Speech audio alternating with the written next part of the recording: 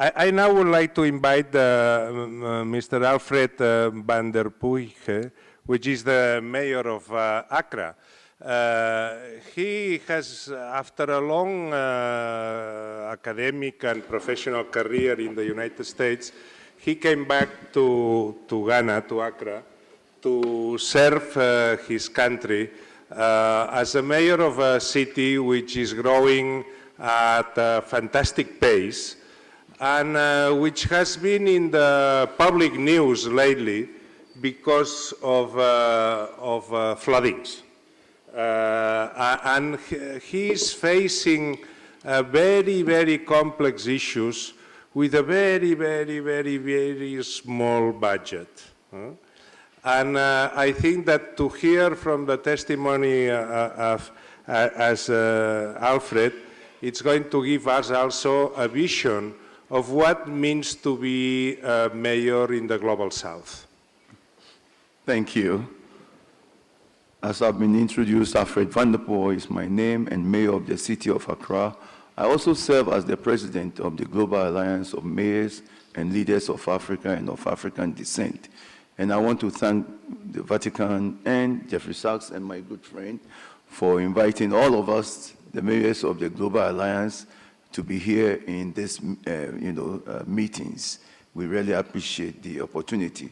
And I would like to take this opportunity to also invite all of you to join us on the 26th of September, because after the Pope has spoken at the UN, we will also undertake a march to present the agenda of the Global Alliance, which means only to meet the challenges of our communities.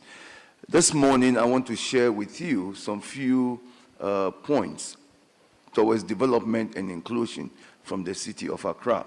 Accra, one of the oldest cities in Africa, like Abidjan and the Lagos and Johannesburg and so many of these cities, has its own challenges. A population of about 5 million, always receiving people from all over Ghana and all over West Africa.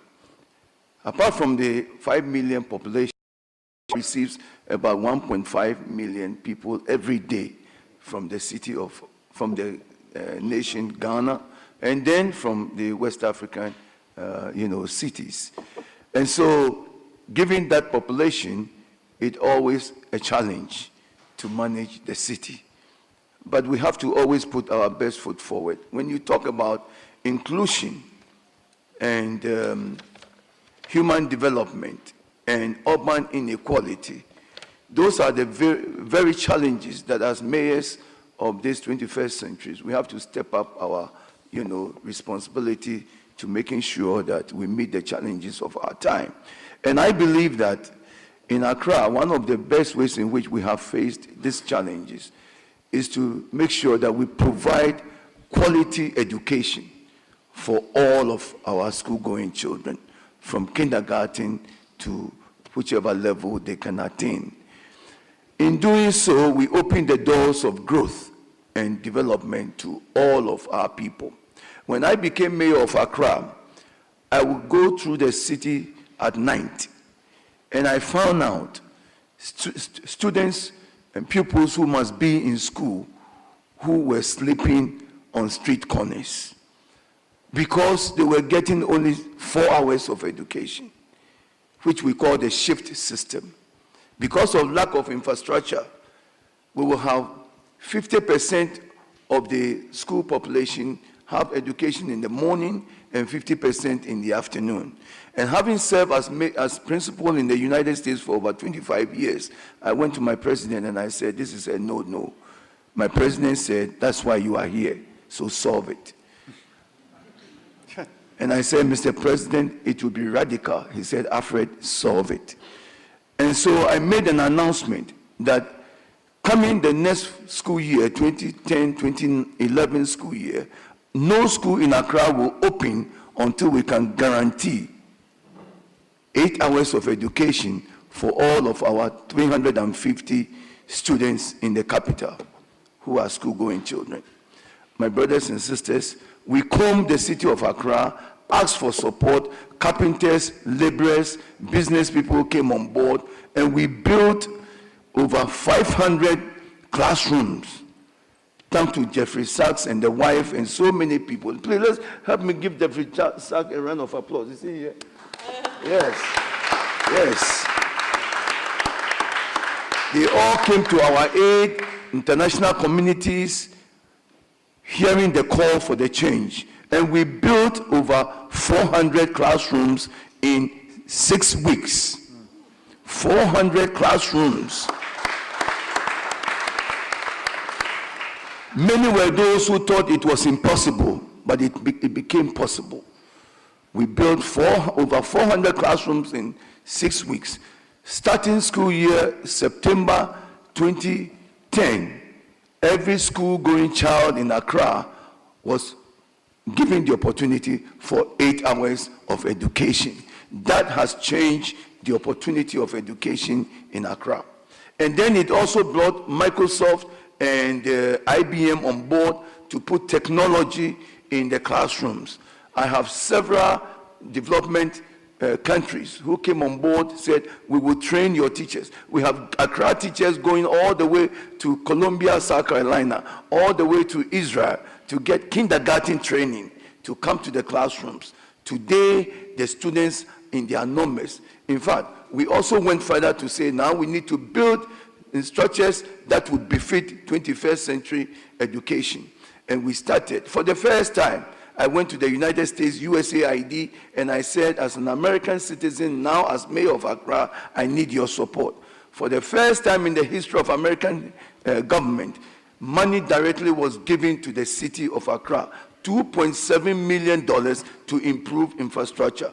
And today we are building what we call Millennium City Schools, 3-story buildings, 18 classroom blocks with science lab, computer lab, and libraries in each of the communities in Accra for all of our students. I believe that that is a strong way to show inclusion, to show human development, and to make sure that we open the doors of development to all of our children, so that no child, like the Americans said, will be left behind.